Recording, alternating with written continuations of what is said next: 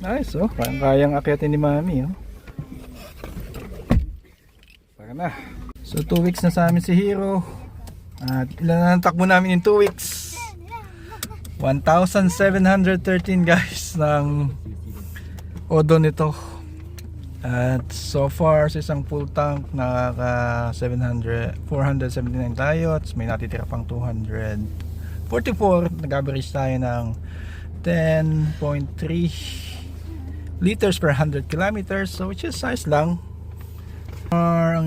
So far ang expenses natin sa crudo is nasa 75 per week, $75 per week. So medyo tumaas tayo, pero syempre yung capability naman ng sasakyan na ito at yung power and safety, so you pay for it guys. Medyo mas matipid nga sa crudo yung maliit, pero syempre ito kahit mabangga ka masasabi mong medyo safe ka dahil malaking dala mong sasakyan, di ba? Dami na nag-aabang pala kasi puno nga yung parking lot. Kaya na.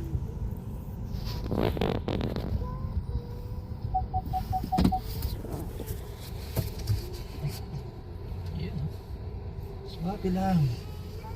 Malaki. Masasandaan lang ako kayo.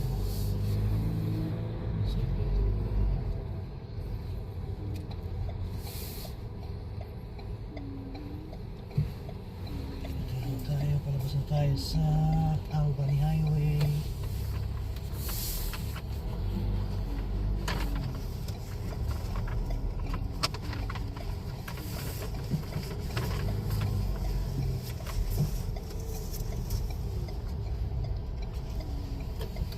Hey mga ka-journey, ito ngayon sports fest ng aking anak din sa school. Ayan, oh, daming nakaparadong sasakyan sa tapat ng house.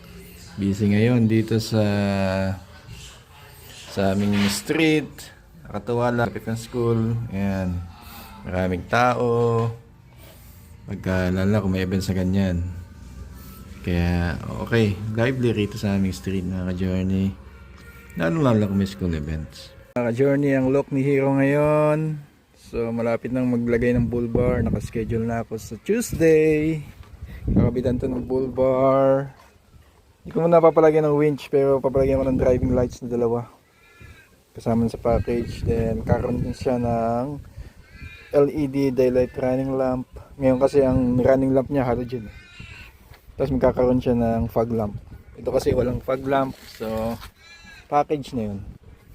So maganda, may fog lamp na siya. So mas maganda na maging visibility natin lalo kung mag-road trip tayo sa mga masukal na camping site later. Yung plano natin mag-around Australia.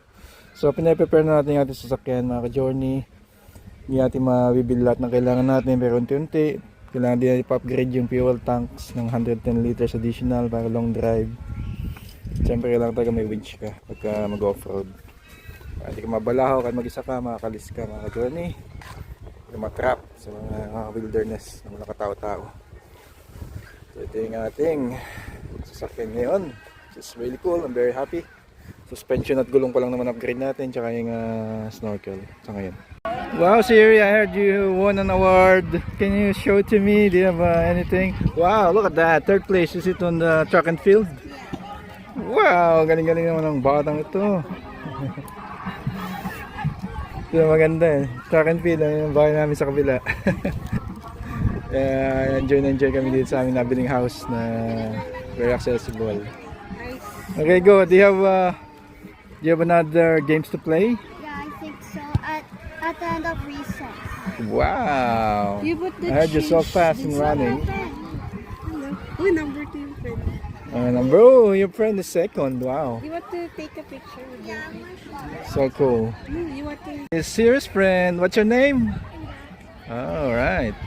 Okay, be good ha. Good luck with your games. Good luck to both of you. Journey, bumintay ng konting libangan. Darts.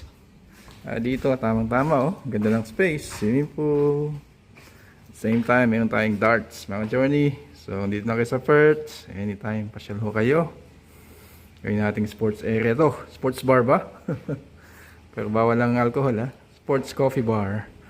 Lagi tayo ng bilyarin dito or table tennis. Mga journey, ating plano. So, nawag na space oh. Ganda. Kaya, sige. Subukan muna natin ng darts. Then, bumili rin ako ng gusto maglaro ng chess dyan, tsaka checkers. Pwede rin. Ayan.